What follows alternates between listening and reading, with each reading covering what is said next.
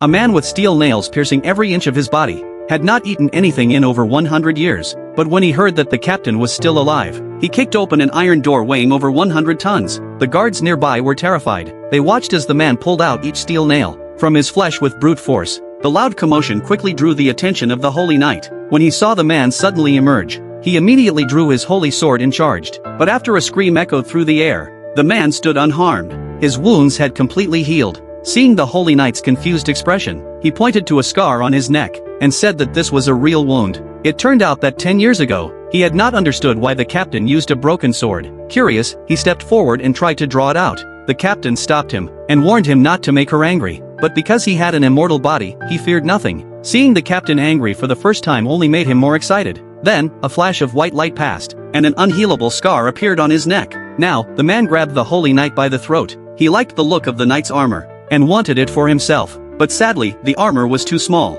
When the soldiers arrived, they found the Holy Knight stripped of both armor and clothes. All the Holy Knights turned red with embarrassment. Meanwhile, the man ran into an old acquaintance. He knew this man well.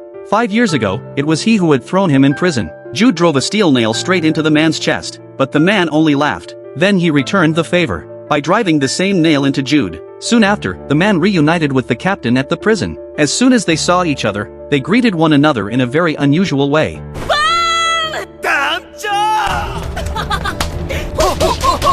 Just that brief greeting was enough to destroy half the prison. Then they started an arm wrestling match. Their power was so overwhelming that the prison itself began to collapse. Even the magical barrier outside the prison was broken. After witnessing the terrifying strength of the 7 deadly sins, the Holy Knights fled the scene. The next day, the group set off for the city of the dead, in search of the sin of Sloth, king. But upon arriving at the village, the man discovered a little girl passed out on the ground. He rushed over and picked her up to check her condition, but the boy nearby mistook him for a villain, and stabbed a steel pitchfork straight into his chest.